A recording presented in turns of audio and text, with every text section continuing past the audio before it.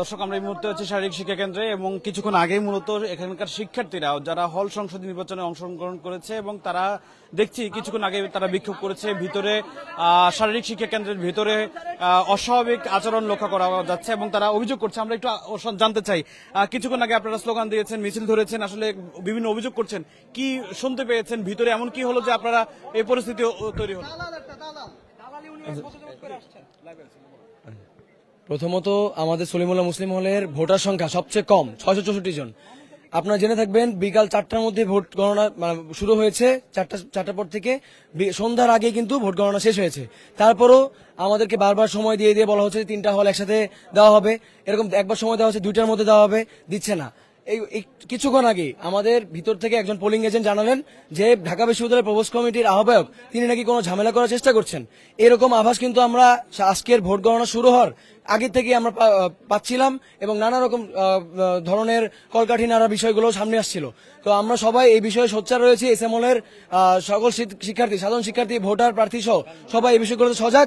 যদি কোনো ধরনের সিন্ডিকেট বা দালালি এই জায়গায় বা কিংবা এই ভোট টেম্পারিং কিংবা জালিয়াতি করা হয়, সলিমুল্লাহ মুসলিম হলের শিক্ষার্থীরা শক্ত জবাব দিবে এবং এই ধরনের যদি দালালি বা সিন্ডিকেটের বিরুদ্ধে শক্ত জবাব থাকবে সলিমুল্লাহ মুসলিম হলের শিক্ষার্থীদের। আপনার কাছেও জানবো একটু, আসলে আপনারা কি শুনতে পেয়েছেন একটু যদি বলতেন, কি হচ্ছিল আসলে ভিতরে? আমাদের এক পোলিং এজেন্ট তিনি জানালেন যে এখানে কোনো ঝামেলা হচ্ছে ভিতরে, এবং আমাদের একটু আগে সাদমান বলছে যে 4টার সময় ভোট গণনা শেষ হয়েছে, কিন্তু এতক্ষণে আমাদের এসএম হলে অনেক কম ভোট, 664 জন ভোটার। তাই এই রেজাল্ট দিতে এতক্ষণ কেন লাগবে? আমরা এও জানি যে 569টি ভোট কাস্ট হয়েছে, কিন্তু 664 হলেও ভোট কাস্ট হয়েছে 569টি। এত কম ভোট আসলে দ্বিতীয়বার গণনা করছে কেন, কি মনে হয়? হ্যাঁ, আমার মনে হয় এখানে কোনো ঝামেলা করার চেষ্টা করছে, এবং আমরা জানতে পেরেছি যে আমাদের হলের প্রবোস স্যারের এখানে কোনো আছে আর কি, ডমিনেশন আছে, এবং আমরা চাই যে ফলাফল দ্রুত ঘোষণা করে, যে আমাদের যে উৎসুক জনতা আছে, যে আমাদের যারা ভোটার আছে সবাই অপেক্ষা করতেছে, সবাইকে যাতে দ্রুত রেজাল্ট দিয়ে এটার ঝামেলার মীমাংসা করুন। আপনার কাছে কি শুনতে পেয়েছেন? যে আমাদের সুস্পষ্ট হচ্ছে অভিযোগ একটাই, সেটা হচ্ছে যে আমাদের ভোটার সংখ্যা, আমাদের একটা অ্যাজাম্পশন যেটা অনুযায়ী সেটা আমাদের একটা নির্দিষ্ট পরিমাণ থাকে, কিন্তু আমরা যেটা কাস্ট করা হয়েছে সেটা হচ্ছে আমাদের অ্যাজাম্পশনের চেয়ে অনেক বেশি, যেটা আসলে আমাদের বোধগম্য নয়। আমাদের কনসার্নের বিষয় একটাই, সেটা হচ্ছে যে এত ভোট কেমনে বেশি হলো, এবং এই ভোট আমাদের টোটাল ভোট হচ্ছে 664 জন। এটাকে কাউন্ট করতে এত সময় নিচ্ছে কেন, এখানে আমাদের একটা সন্দেহের বিষয় থাকে। এবং এখানে সন্দেহের বিষয়টা হচ্ছে আমরা এখানে সকল প্রার্থী, সকল দল, সকল মতের প্রার্থী আমরা এখানে আছি, বাট একটা নির্দিষ্ট পার্টির এখানে কেউ নাই। আমাদের সবাই আমরা একটা বিষয় করি, আমরা সবাই একটা বিষয় নিয়ে কনসার্ন, সেটা হচ্ছে কার বিরুদ্ধে? এখানে আমাদের প্রবস্থার বিরুদ্ধে আমাদের অভিযোগটা, এবং তিনি হচ্ছে পুরা বিশ্ববিদ্যালয় প্রবেশ কমিটির হচ্ছে তিনি সভাপতি। কি নাম? নাম আব্দুল আল মামুন স্যার।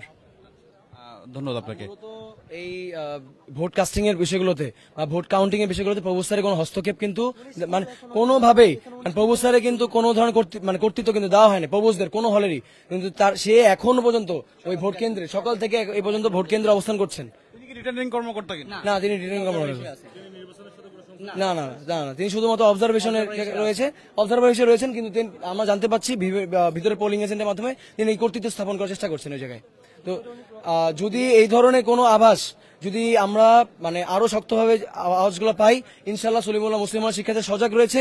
কোনো ধরনের জালিয়াতি, ভোট টেম্পারিং এর সুযোগ সলিমুল্লাহ মুসলিম হলের সাধারণ শিক্ষার্থীরা এবং প্রার্থীরা কোনোভাবেই বরদাস্ত করবে না। একটা বিষয় হচ্ছে, সেটা হচ্ছে আমরা স্যারকে একদম ভোট শেষ হওয়ার সময়, 4টার পর থেকে স্যারকে আমরা এই কনসার্ন বিষয় জানাইছি, বাট স্যার আমাদেরকে বিভিন্ন ধরনের কথা বলে যে আমাদেরকে জাস্ট থামানোর চেষ্টা করছে, বাট আসলেই কোনো কার্যকরী কোনো পদক্ষেপ এখন পর্যন্ত নেওয়া হয়নি। এবং স্যারের সাথে বারবার যোগাযোগ করার সাথে স্যার আমাদের কোনো সান্ত্বনামূলক কোনো কথা বলেনি এখন পর্যন্ত।